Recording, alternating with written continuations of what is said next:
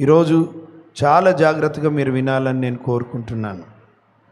నాతో పాటు మీ బైబిల్ గ్రంథములను అపోస్తలుల కార్యముల వైపు తిప్పండి.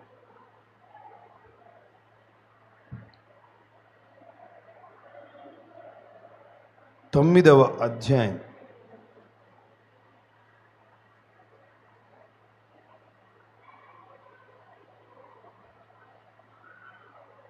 36వ వచనం. మరియు యొప్పేలో తబితా అను ఒక శిష్యురాలు ఉండెను. ఆమెకు భాషాంతరమున దొర్కా అని పేరు. ఆమె సత్క్రియలను ధర్మకార్యములను బహుగా చేసి ఉండెను. ఆ దినముల యందామె కైలాపడి చనిపోగా వారు శవమును కడిగి మేడగదిలో పరుండబెట్టిరి. ప్రార్థన చేసుకుందాం.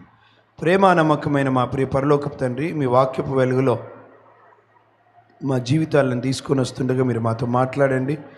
వాక్యాన్ని అడ్డగిస్తున్న ప్రతి దుష్టుని క్రియను లయము చేసి మీ సేవకునికి కావాల్సిన కృపను అనుగ్రహించి మీ సేవకుని మీ సిలువ చాటును మరుగుపరిచి మీరే మాతో మాట్లాడమని, వాక్యాన్ని అడ్డగిస్తున్న ప్రతి దయ్యపు క్రియ యేసయ్య జీవం గల నామమున లయమైపోవును గాక. యేసయ్య మీరే వాక్యమును పంచి ఇచ్చి మా జీవితాలను తృప్తిపరచమని యేసయ్య నామమున ప్రార్థించి వేడుకుంటున్నాము తండ్రి. యొప్పేలో తబితా అను ఒక శిష్యురాలు ఉండెను. ఆమెకు భాషాంతరమున దోర్కా అని పేరు. ప్రియులారా, ఇక్కడ జరిగినటువంటి సంఘటన మనకు తెలుసు. ఒక శిష్యురాలు ఉన్నారు. ఆ తల్లిగారికి 2 పేర్లు చెప్పబడ్డాయి ఇక్కడ. మొదటి పేరు దోర్కా, అంటే జింక పిల్ల అని అర్థం. ఏం పేరండి? అర్థం ఏంది? డోర్కా అంటే ఏంది? తబితా అంటే లేడీ, జింక, దుప్పి అని అర్థం. హీబ్రూలో ఆ తబితా అనే మాటకి స్పష్టమైన దృష్టి గలది, దర్శనము కలిగినది అని అర్థం. ఏ క్లియర్ విజన్ కలిగినది, స్పష్టమైన దృష్టి గలది. రెండవది అదే హీబ్రూలో అర్థం కృప పొందుకోగలిగినటువంటిది అని అర్థం. 2 పేర్లు ఉన్నాయి ఈమెకి. అలియాస్, పోలీసుల దాంట్లో అంటారు కదా, సో అండ్ సో అలియాస్, ఈ పేరు అట్లా అని. దోర్కా అంటే జింక పిల్ల గ్రీక్లో. హీబ్రూలో ఆ తబితా అనేటువంటి మాటకి స్పష్టమైన క్లియర్ విజన్ కలిగినటువంటిది, క్లియర్ దృష్టి కలిగినటువంటిది అని అర్థం. కృప పొందుకోగలిగినటువంటిది అని అర్థం. ప్రియులారా, ఇక్కడ కొన్ని విషయాలు మనం చూసుకోవాలి. యొప్పేలో ఉంది. ఈమె గురించి పెద్దగా బైబిల్ వివరణ ఇవ్వదు, కానీ తన జీవిత శైలిని మాత్రం పరిశుద్ధాత్మ దేవుడు మన కొరకు రాసి ఉంచాడు. ఈరోజు స్త్రీలు చాలా జాగ్రత్తగా వినాలి, పురుషులు కూడా వినాలి. భాషాంతరమున దోర్కా అని పేరు. ఆమె సత్క్రియలను, ఆమె గురించి చెప్పబడిన మాట, ఆమె సత్క్రియలను ధర్మకార్యములను బహుగా చేసి ఉండెను. ఈ యొప్పే అంటే కూడా అందమైనది అని అర్థం. అందమైన ప్రదేశంలో ఒక మంచి స్త్రీ ఉంది, ఆమె పేరు దోర్కా తబితా. ఇలా చరిత్ర ఏమంటుందంటే, యొప్పే సముద్ర తీరంలో ఉంది. ఈ సముద్రంలో చేపలు పట్టడానికి వెళ్ళినటువంటి వారు ఎంతోమంది అకాలంగా తుఫాన్ల వల్ల కానీ ఓడ ప్రమాదాల వల్ల కానీ మునిగిపోయి చనిపోయినటువంటి తండ్రులు ఎంతోమంది ఉన్నారు, భర్తలు ఎంతోమంది ఉన్నారు. అయితే యొప్పేలో చాలామంది విధవరాళ్ళు ఉన్నట్టుగా చరిత్ర చెప్తుంది. చాలామంది విధవరాళ్ళు ఉన్నారు, భర్తను కోల్పోయినటువంటి స్త్రీలు ఉన్నారు. ఎందుకంటే సముద్ర తీరం ఉంది కనుక వారు జాలర్లు చేపలు పట్టడానికి పోతారు. కానీ అది చాలా రిస్కీ జాబ్. అది తుఫాన్ల వల్ల, వివిధ రకాల వల్ల వాళ్ళు మునిగిపోయి చనిపోయే ప్రమాదం ఉంటుంది. చనిపోయిన వారు ఎంతోమంది ఉన్నారు. ఈ స్థలంలో కూడా చాలామంది తమ భర్తలను కోల్పోయినటువంటి స్త్రీలు ఉన్నారు. పిల్లలు అనాథలుగా, తండ్రి లేని వారిగా ఉన్నటువంటి వారు ఉన్నారు. భార్యలు భర్తను కోల్పోయినటువంటి వారిగా ఉన్నారు. ఆ యొప్పే ప్రాంతంలో ఈ అద్భుతమైన శిష్యురాలు ఉన్నదండి. ప్రియులారా, మనం నేర్చుకోవడానికి వారి జీవితాలు కొన్నిసార్లు కొన్ని వచనాలలోనే వారి జీవితాలు ఉంటాయి, కానీ వారి జీవితంలో చాలా ఉన్నతమైన విలువలు కలిగినటువంటి విషయాలు ఉంటాయి. వాటిని మనం నేర్చుకొని అవలంబించగలిగితే ధన్యులము. ప్రియులారా, సిస్టర్స్ చాలా జాగ్రత్తగా వినాలి. ఎంతోమంది చనిపోయినటువంటి వారు ఉన్నారు. ఆ ప్రాంతంలో అందమైన, యొప్పే అంటే అందమైనటువంటి ప్రాంతంలో, అందంగా ఉందో లేదో ఈమె తెలియదు, కానీ అందమైన క్యారెక్టర్ కలిగినటువంటిది, అందమైన గుణశీలము కలిగినటువంటిది అన్న సంగతిని మనం అర్థం చేసుకోవాలి. మొట్టమొదటిది ప్రియులారా, ఆమె గురించి చెప్పబడినప్పుడు శిష్యురాలు అన్న మాట చదివారా మీరు?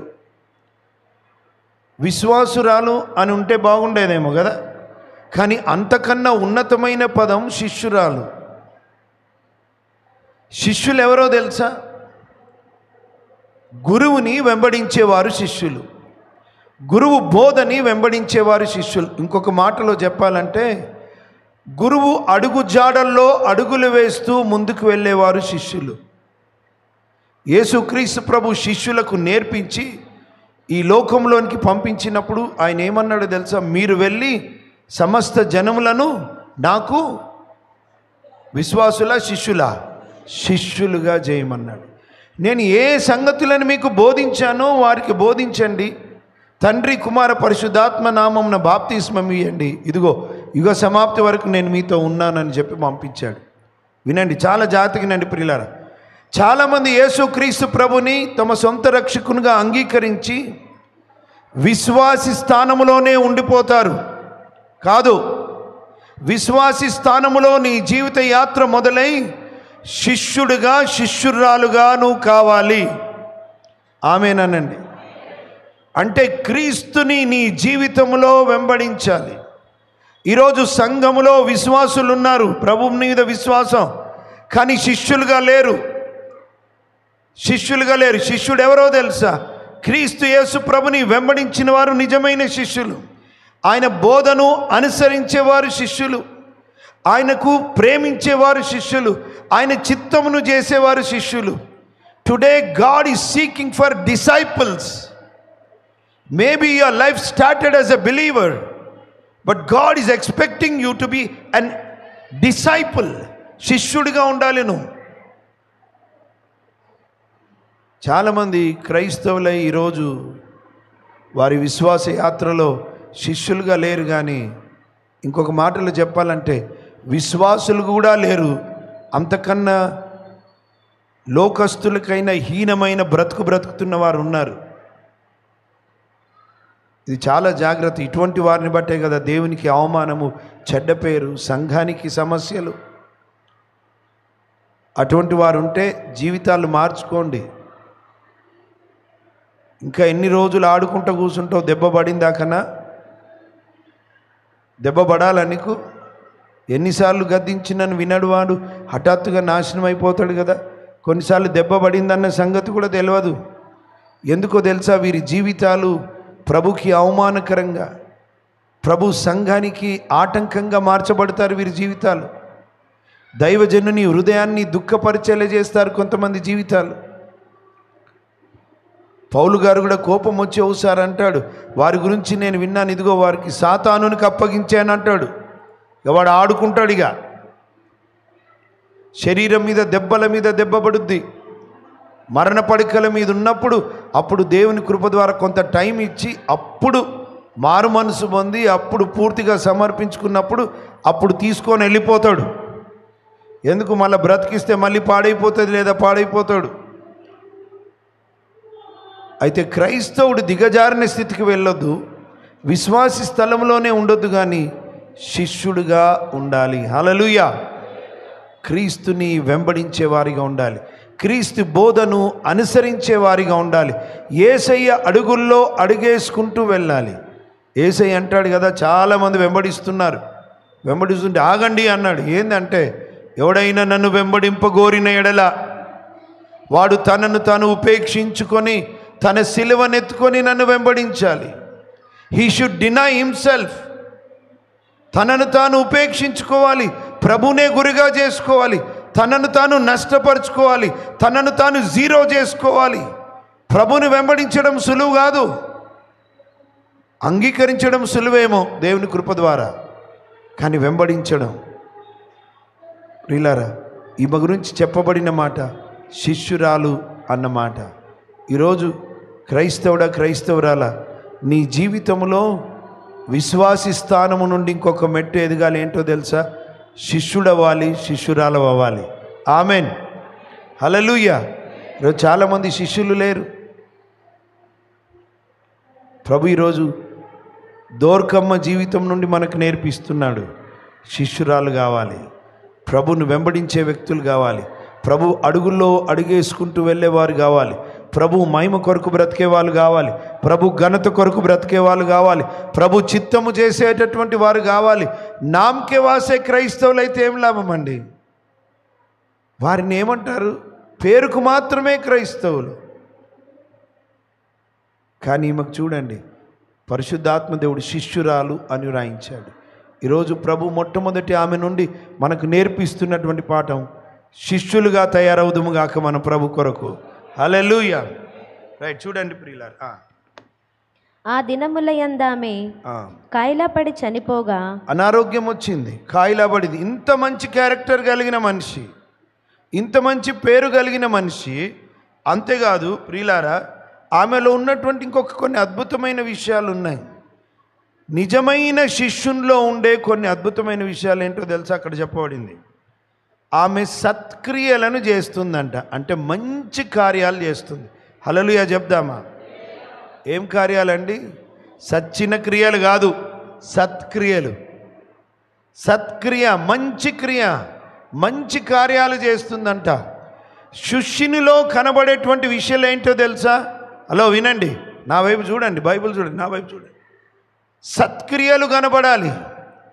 క్రైస్తవుడిగా పేరు పెట్టుకున్నందుకు మన జీవితంలో శిష్యుడిగా, శిష్యురాలుగా ఒకవేళ నువ్వు ముందుకు వెళ్తుంటే నీలో కనబడాల్సింది ఏంటో తెలుసా? సత్క్రియ కనబడాలి, మంచి క్రియ, నీతి క్రియ. యేసయ్య అంటాడు కదా, మీరు లోకమునకు వెలుగై ఉన్నారు, లోకమునకు ఉప్పై ఉన్నారు అంటూ చెప్తే ఏమంటాడు తెలుసా? మనుషులు మీ సత్క్రియలను చూచి పరలోకమందున్న తండ్రిని మహిమపరుచునట్లు వారి ఎదుట మీ వెలుగును ప్రకాశింపనీయండి అంటాడు. క్రైస్తవుడు సమాజానికి, సంఘానికి మంచి నీతి క్రియలు చేసేవారిగా ఉండాలి. ఆమేనండి. మోసం చేయొద్దు. ఎంత మోసం చేస్తావో వడ్డీతో కట్టుతావు. వడ్డీ మామూలుగా ఉండదు, నడ్డి విరుగుతుంది. ఏం విరుగుతుంది నాన్న? నడ్డి. మోసాలు చేస్తారు కదా, వాళ్ళని ముంచి వీళ్ళని ముంచి చివరికి మోసపోతావు.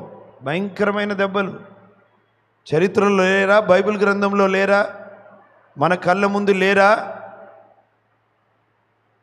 ఒకసారి ఒక పాప ఫోన్ చేసింది నాకు.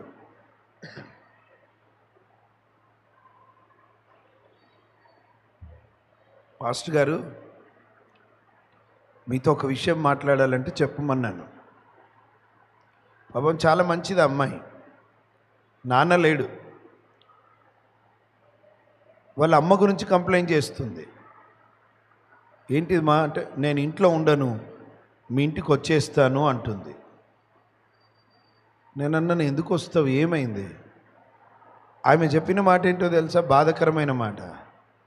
పాస్టర్ గారు, నేను పడుకుంటాను, రాత్రి ఎవరు వస్తారు మా ఇంటికి,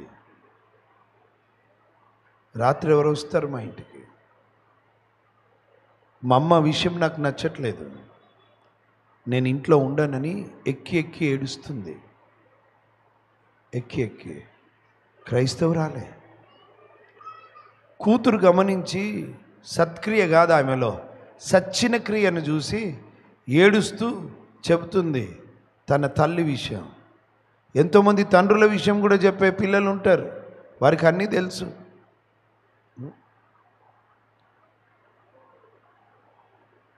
ఎంత అవమానం అది, ఎంత దుఃఖమైన పని అది, ఎంత శాపం అది కుటుంబంలో.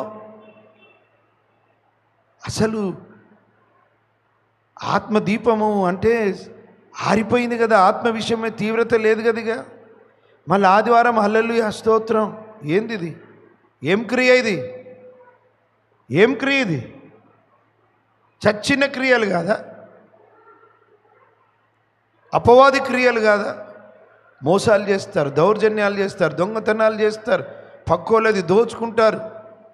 సత్క్రియ కాదు.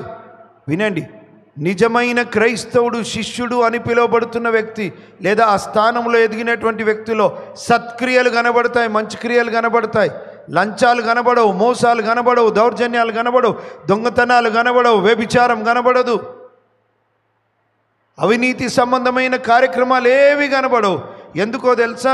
వారు విశ్వాసితో మొదలై ఇప్పుడు శిష్యుడిగా మార్చబడ్డారు. వాళ్ళు సత్క్రియ కనబడుతుంది. తీతుకు రాస్తూ అంటాడు కదా పౌలు గారు, చదవండి ఆ మాట.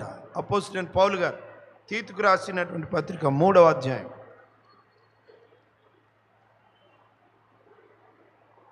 చదువుతారా?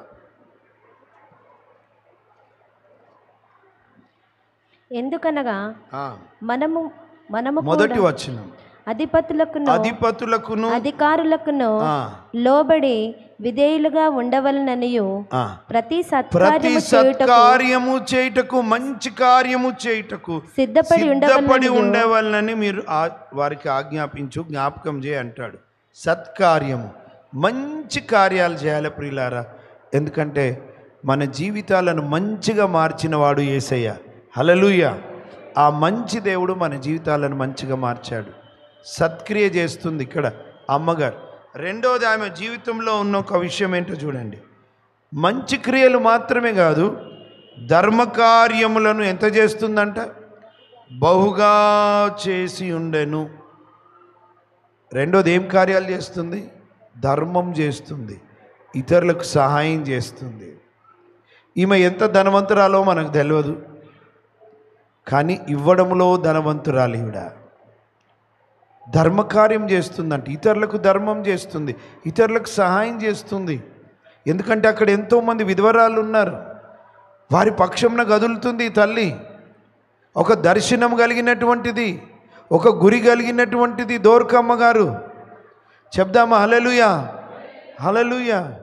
She is a vision. She has a vision, a clear vision.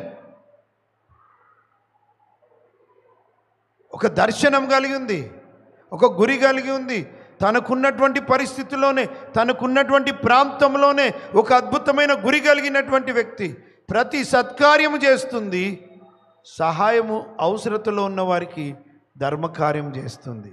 ప్రియులారా, ఎప్పుడు గుర్తుంచుకోవాలి, దేవుని ప్రజలు ఇతరులకు సహాయం చేసే ప్రజలుగా ఉండాలి. చప్పట్లు కొడదామా ప్రభుకి మహిమ కలుగును. సహాయం చేయాలి, ఇతరులకు సహాయం చేసే స్థితిలో ఉండాలి. ప్రియులారా, నీకున్న పరిధిలోనే, నీకున్న దాంట్లోనే బీదలను కరుణించేవాడు యెహోవాకు అప్పిచ్చేవాడండి. అప్పిచ్చేటటువంటి వాడు ఏం చేయాలో తెలుసా? ఇతరులకు సహాయం చేసే స్థితిలో ఉండాలి. నీకున్న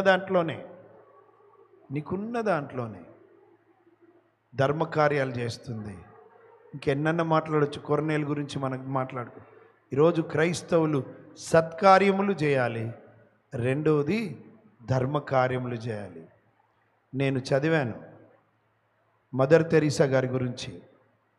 ఆమె ఒకసారి కలకత్తాలో కుష్ఠరోగుల కొరకు సహాయం అడగడానికి షాప్ ఇల్లు తిరుగుతుందంట.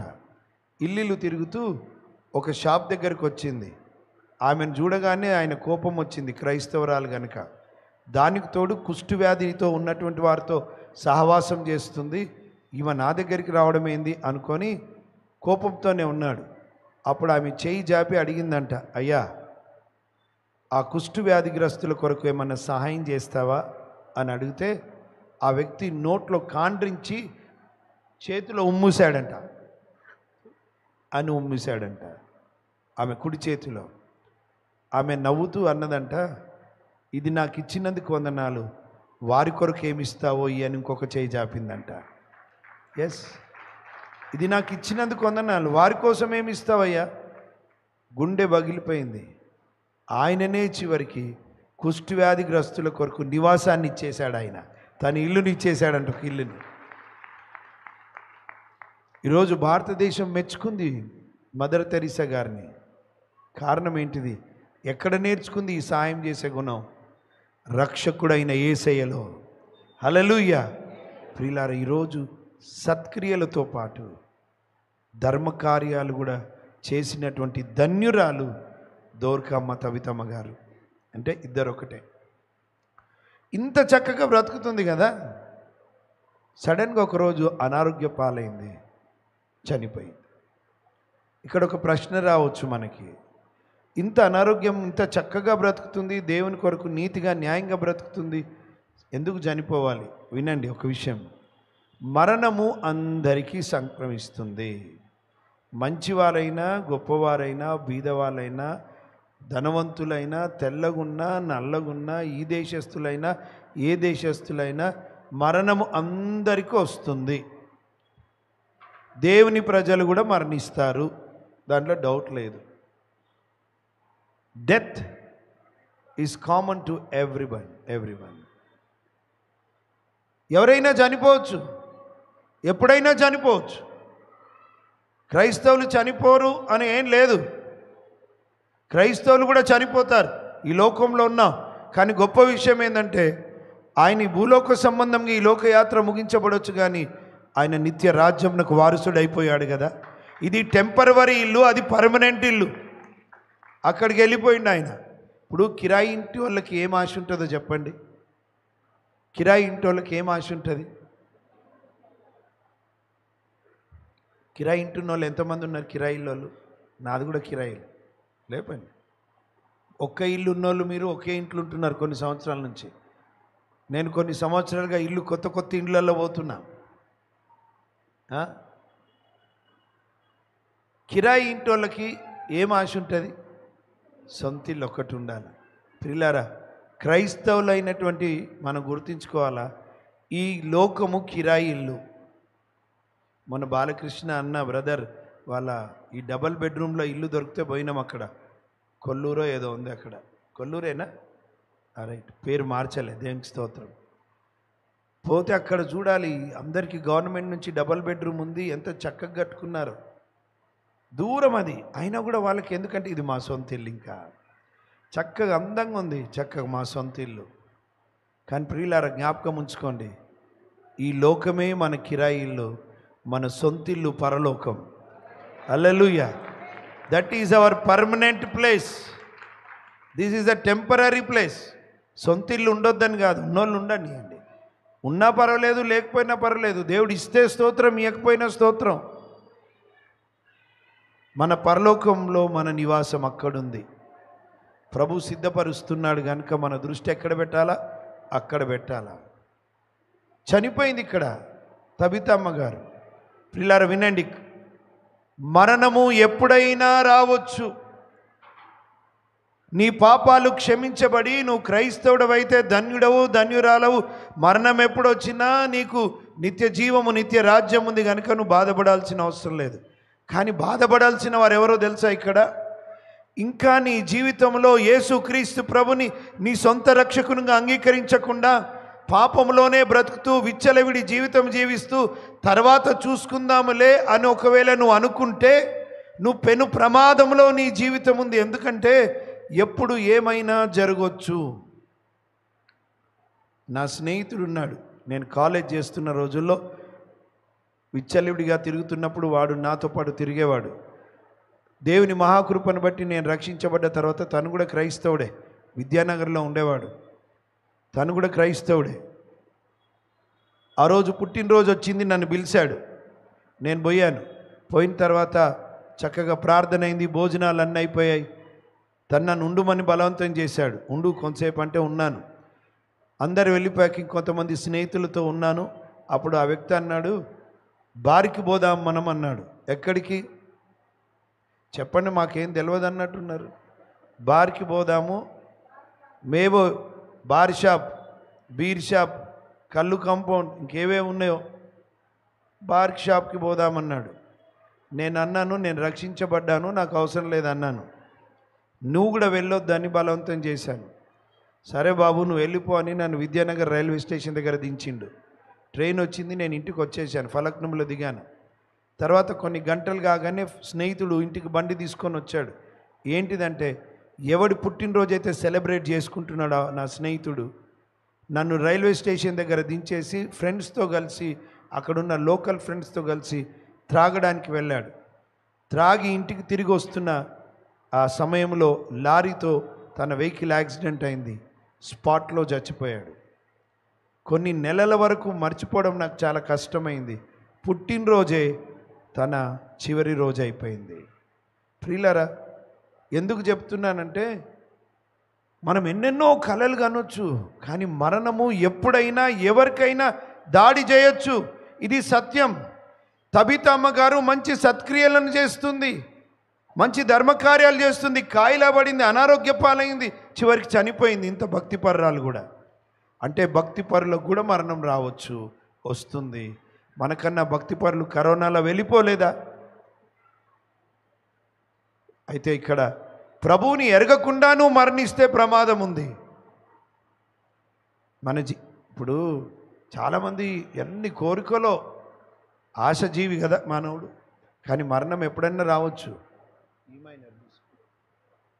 ఎప్పుడైనా రావచ్చు. ప్రియులారా, ఇదేంటిదండి? ఇది మన్ను. ఏంటిది ఇది? ఏ సోపు రుద్దుకున్నా, లక్స్ వాడిన, శ్రీదేవి వాడే సబ్బు, నేను చూసేటప్పుడు అదే వచ్చేది, లక్స్ సబ్బు. ఎంత రుద్దుకున్నా కొంచెం గట్టిగా రుద్దుతే ఏమొస్తుంది నాన్న? ఏమొస్తుంది? మట్టి, మన్ను. మనం మన్ను అని అర్థం కావాలా, మట్టి వారం అని అర్థం కావాలా. మట్టిలోంచి తీయబడ్డాం, మట్టిలోనికి వెళ్తాం. మరణం ఎప్పుడన్నా రావచ్చు. నువ్వు మరణించకముందే యేసుక్రీస్తు ప్రభుని నీ సొంత రక్షకునిగా అంగీకరించు. నేడే రక్షణ దినం. ఇక్కడ దైవజనుడు ఉన్నాడు, ఇక్కడ నువ్వున్నావు, అక్కడ బ్యాప్టిజం ట్యాంక్ రెడీగా ఉంది. నువ్వు పాపివని అర్థమైతే, పాపులను రక్షించడానికి యేసుక్రీస్తు ప్రభు వచ్చాడని అర్థమైతే ఆలస్యం ఎందుకు? రా, ఈరోజే నేడే రక్షణ దినం. హల్లెలూయా.